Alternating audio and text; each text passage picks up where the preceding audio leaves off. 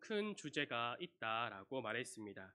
특별히 우리가 살펴보고 있는 이 시편 제4권의 큰 주제는 하나님과 동행하는 삶입니다. 그리고 하나님과 동행하는 삶을 살아가는 성도에게 어떤 모습들이 나오는가에 대해서 알려주고 있습니다. 그 중에서 두드러지게 나타나는 것이 바로 하나님과 동행하는 자들에게 찬송이 늘 흘러 나온다라는 것입니다. 총 17편으로 구성된 4권에서 12편에서 직접적으로 하나님을 찬송하자, 하나님을 노래하자, 새 노래로 여호와께 찬송하라라고 말하고 있습니다. 그리고 나머지 5편에서도 그 내용들이 하나님의 영광을 찬송하는 시로 가득합니다. 오늘 본문의 시작도 마찬가지입니다. 오늘 본문의 시작을 한번 다 같이 읽어보도록 하겠습니다. 1절입니다. 시작. 새 노래로 여호와께 찬송하라. 그는 기이한 일을 행하사 그의 오른손과 거룩한 팔로 자기를 위하여 구원을 베푸셨음이로다. 아멘.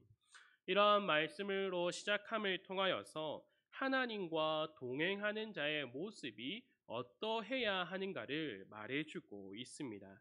그렇다면 우리가 알아야 하는 것은 하나님과 동행하는 자의 두드러진 특징이 왜 찬송인가에 대해서 먼저 알아보아야 합니다. 하나님과 동행하는 자, 이것은 다른 말로 하나님을 알아가는 자입니다. 하나님을 알아간다라는 것은 하나님의 성품과 그 성품을 통하여 일하시는 하나님의 일들을 깨닫는 것을 말해주고 있습니다. 하나님을 찬송하자, 노래하자라고 말하는 시편들이 하나님의 성품들을 말해주고 있습니다. 그리고 하나님께서 그 성품에 따라서 어떠한 일들을 행하셨는가도 이어서 고백하고 있는 거지요. 시편 92편을 보면 시편군과 비파와 수금으로 여호와께 감사하고 주의 이름을 찬양하자라고 시작하고 있습니다. 그리고 그 뒤에서 말하고 있는 것이 아침마다 주의 인자하심을 알리며 밤마다 주의 성실하심을 베품이 좋으니이다라고 고백하고 있습니다. 즉 시편 기자는 이 하나님의 인자하심과 하나님의 성실하심에 대해서 먼저 고백을 하고 이것을 찬송하자라고 지금 말하고 있는 것입니다. 그리고 나서 이어지는 4절에서 여호와께서 행하신 일, 5절에서도 여호와여 주의 손이 행하신 일이 어찌 크신지요라고 이어서 고백하고 있는 것을 볼 수 있습니다. 인자하고 성실하신 하나님께서 무엇을 행하셨다라는 것을 시편 기자가 이어서 고백하고 있는 것이죠. 원수들을 멸하시고 원수들의 억압에 눌려 있던 언약의 백성들을 들소의 뿔같이 높이셨고 신선한 기름을 부으시며 하나님의 뜰 안에서 번성하도록 하나님께서 만드셨습니다. 이것을 고백합니다.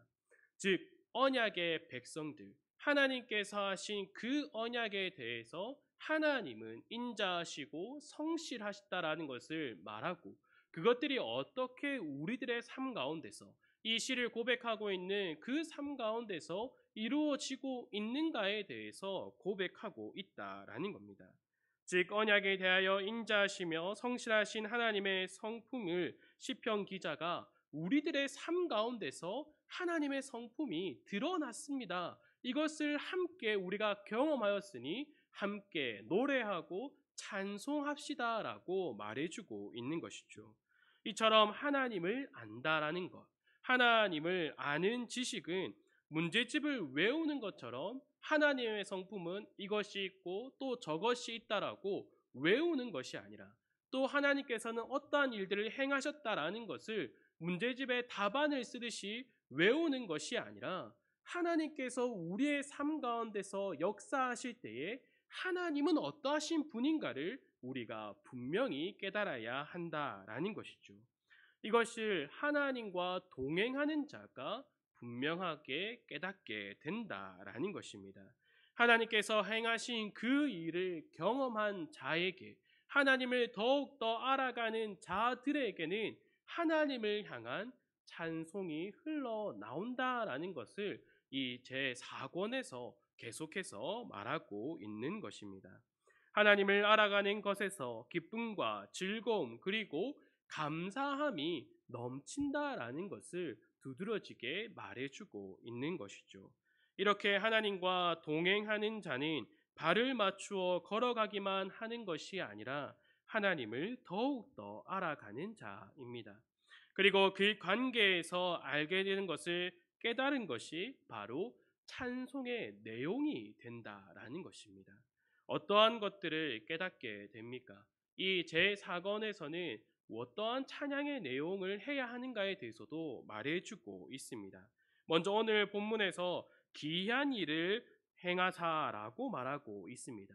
이 기이한 일은 시편 96편에서도 말해주고 있습니다. 3절에서부터 5절을 보면 이렇게 말을 하죠. 그의 영광을 백성들 가운데에 그의 기이한 행적을 만민 가운데에 선포할지어다. 여호와는 위대하시니 지극히 찬양할 것이요 모든 신들보다 경외할 것이며 만국의 모든 신들은 우상들이지만 여호와께서는 하늘을 지으셨음이로다. 아멘. 하나님의 기이한 행적들을 만민 가운데서 선포하는데 그 첫 번째가 바로 하늘을 지으셨다. 모든 것들을 지으셨다라는 것을 찬송하자라고 말하고 있습니다. 즉 하나님의 창조에 대해서 함께 찬송하자라는 것을 말해주고 있습니다. 시편 95편 4절에서부터 보면은 이것을 더 구체적으로 말하고 있습니다. 4절에서부터 6절입니다. 땅의 깊은 곳이 그의 손 안에 있으며 산들의 높은 곳도 그의 것이로다. 바다도 그의 것이라. 그가 만드셨고 육지도 그의 손이 지으셨도다. 오라 우리가 굽혀 경배하며 우리를 지으신 여호와 앞에 무릎을 꿇자. 땅과 산, 바다, 육지 그리고 우리를 지으신 여호와를 말하는 것을 통하여서 하나님의 그 창조를 함께 찬송하자라는 것을 말해주고 있습니다. 찬송의 내용에는 창조가 제일 먼저 지금 등장하고 있는데 이렇게 등장하고 있는 것은 모든 만물과 또 찬송을 하고 있는 우리의 근원이 하나님이시기 때문이다라는 것을 분명하게 알려주기 위함입니다. 우리의 찬송의 내용은 구원, 은혜, 우리를 보호하시고 인도하시는 내용들이 될 수 있습니다. 그러나 우리의 찬송에서 가장 먼저 돼야 하는 것은 온 땅을 지으시고 다스리시고 우리의 주 되시는 하나님이 먼저 나와야 한다라는 것을 이 시편에서 말해주고 있는 것입니다. 하나님과 동행하며 하나님을 알아가는 자는 모든 것의 시작과 끝은 하나님이시구나. 나의 시작과 끝이 태어남과 죽음이 아니라 하나님께 있구나라는 것을 하나님과 동행함을 통하여서 하나님을 알아가면 알수록 더 알게 된다라는 것입니다. 두 번째로 행하신 기이한 일은 하나님의 선택에 대해서 말해주고 있습니다. 시편 95편 7절을 보면 이렇게 노래하고 있습니다. 그는 우리의 하나님이시오. 우리는 그가 기르시는 백성이며 그의 손이 돌보시는 양이기 때문이라. 너희가 오늘 그의 음성을 듣거든. 하나님의 백성을 양으로 지금 묘사하고 있습니다. 하나님의 백성을 양으로 묘사하고 있는 것은 목자가 양을 돌보는 것은 목자는 목자를 선택한 양을 돌보는 것이 아니라 목자가 선택한 양 그것을 한 우리에 가두기도 하고 또 푸른 초장으로 인도하여서 많은 먹이를 먹이는 것이기 위하여서 이리저리로 인도하는 그 모습을 보여주고 있습니다. 95편의 기자는 하나님께서 자신들을 기르시고 인도하시는 것뿐만 아니라 하나님께서 자신들을 하나님의 양, 백성으로 선택해 주셨다라는 것을 지금 고백하고 있는 것입니다. 그리고 제4권의 시작인 시편 90편은 모세의 기도로 시작하고 있습니다. 이 모세의 기도를 자세히 보면 그가 경험했던 하나님의 일들, 하나님께서 어떠한 일들을 통하여서 우리를 인도하여 주셨는가에 대해서 그가 말하고 있습니다. 그 중에서 5절을 보면 주께서 그들을 홍수처럼 쓸어 가시나이다. 이것을 통하여서 홍해를 건넌 사건을 다시금 기억하도록 해 줍니다. 홍해를 건너고 난 뒤에 모세와 이스라엘 백성은 하나님을 찬송했습니다. 그 내용이 출애굽기 15장에 나오고 있죠. 그 찬송 중에 13절을 보면 이렇게 나오고 있습니다. 주의 인자심으로 주께서 구속하신 백성을 인도하시되 주의 힘으로 그들을 주의 거룩한 처소에 들어가게 하시나이다. 아멘. 그들 스스로가 하나님의 백성이 된 것이 아니라 하나님께서 이스라엘 백성을 택하여 주셨다. 하나님의 백성이 된다라는 것은 하나님의 선택을 받는 것이다라는 것을 거듭해서 말해주고 있는 것입니다. 하나님께서 모세를 부르실 때에도 이스라엘을 향하여서 내 백성이다라고 말씀해 주십니다. 즉 하나님과 동행하는 자는 하나님과 함께하는 그 여정을 통하여서 무엇을 더욱더 확신해 가는 것입니까? 내가 하나님께 부름을 받았다라는 것을 확신하게 된다라는 것입니다. 모든 것을 지으시고 모든 것을 다스리시는 그 창조의 하나님께서 창세전에 나를 택하시고 나를 지금 부르셔서 나와 함께 하신다라는 것을 하나님과 동행하면서 깨닫게 된다라는 것입니다. 그래서 그 하나님과 동행하는 자의 찬송의 내용에 하나님께서 나를 택하여 주셨다라는 것이 흘러나온다라는 것입니다. 이것이 얼마나 중요한 겁니까? 나 스스로가 하나님 앞에 나온 것이 아니라 하나님께서 나를 하나님 그 보좌 앞에 세워 주셨다라는 것입니다. 내가 의로워서 남들에게 칭송을 받는 자여서 그 어떠한 사람이 보아도 인정할 만한 사람이기 때문에 하나님 앞에 세워진 것이 아니라 죄 가운데에 죽어 있던 나를, 죽어 있는 나를 하나님께서 살리셔서 건져내심을 통하여서 하나님 앞에 세워 주셨다라는 겁니다. 이것을 깨닫게 되니 찬송할 수밖에 없다라는 것입니다. 그리고 이어지는 찬송의 내용은 바로 구원에 관한 것입니다. 오늘 본문 1절 하반절과 2절을 보면 이렇게 말하고 있습니다. 그의 오른손과 거룩한 팔로 자기를 위하여 구원을 베푸셨음이로다. 여호와께서 그의 구원을 알게 하시며 그의 공의를 문 나라의 목전에 명백히 나타내셨도다. 아멘. 하나님과 동행하는 자는 하나님께서 베푸신 구원과 그 구원이 무엇인가 날이 갈수록 깨닫게 된다라는 것입니다. 우리를 향한 하나님의 구원이 무엇입니까? 하나님께서 선택한 것이 대한 성취로 예수 그리스도께서 피 흘려 죽으시고 부활하신 것과 죄로 인하여 죽어 있던 우리가 예수 그리스도를 통하여서 새 생명을 얻은 것, 또한 새 생명을 얻어서 우리가 무엇을 하게 됐습니까?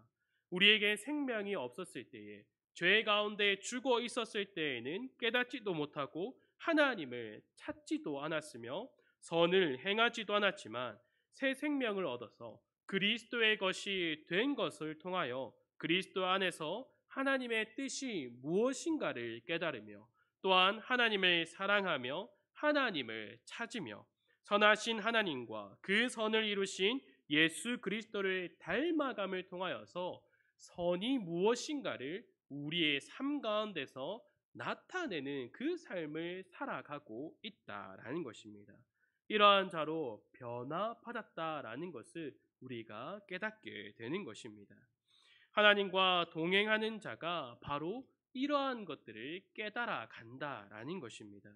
그리스도로 인하여 변화된 그 순간뿐만이 아니라 어제를, 오늘을, 그리고 내일을 살아갈 때에도 구원받은 자로서 하나님을 사랑하며 그리스도를 닮아가며 성령 하나님을 통하여서 밝은 눈을 가지고 살아가도록 하는 그 구원을 이루어가는 여정 가운데서 하나님과 동행하는 자에게는 이러한 구원의 내용에 관한 찬송이 계속해서 흘러 나온다라는 것입니다.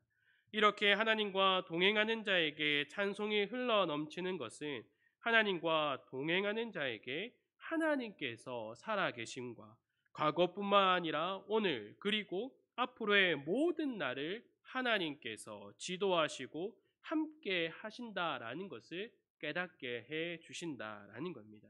그래서 우리는 괴로우나 슬프나 기쁘나 그 어떠한 상황이 다가온다 할지라도 모든 것을 다스리시는 하나님을 찬송할 수 있다라는 것입니다.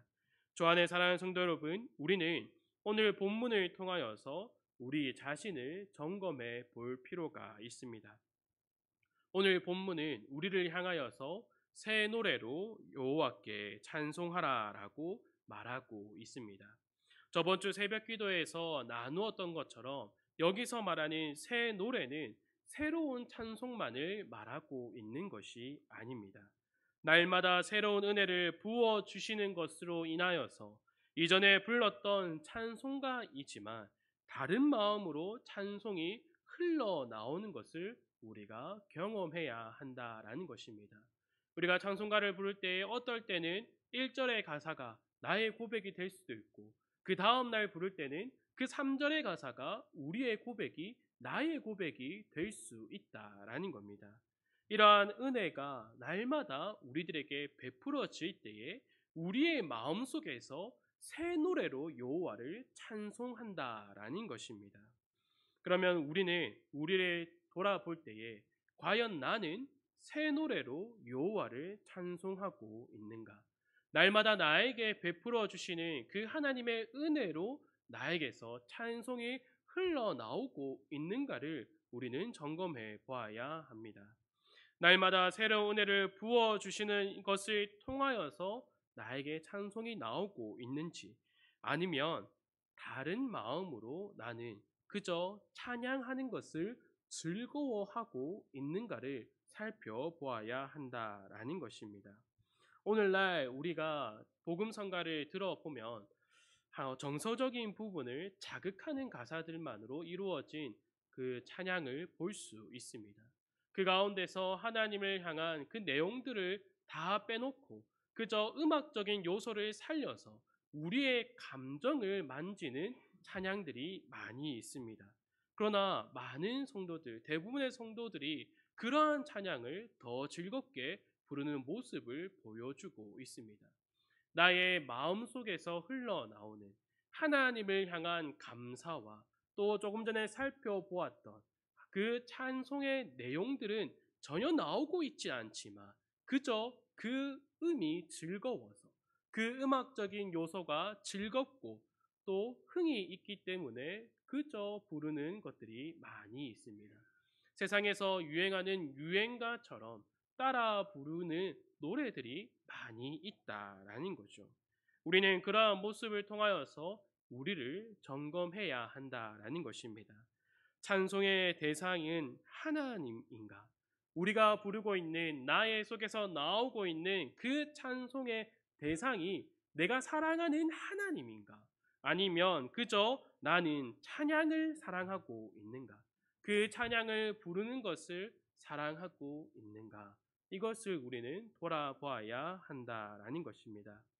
바라는 것은 우리 모든 성도들이 하나님과 하나님께서 행하신 일, 그리고 날마다 하나님과 함께 동행함을 통하여서 날마다 새로운 은혜를 맛보시기를 바랍니다.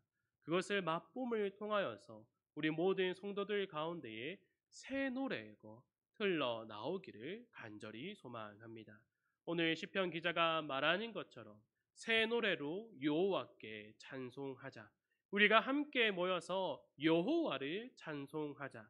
다른 그 어떠한 것이 아니라 우리를 택하시고 우리를 부르시고 우리를 구원하신 여호와를 더욱더 사랑함으로 그에게 감사함으로 즐겁게 기뻐히 찬송하자라는 것이 우리의 고백이 되기를 간절히 소망합니다. 함께 기도하도록 하겠습니다.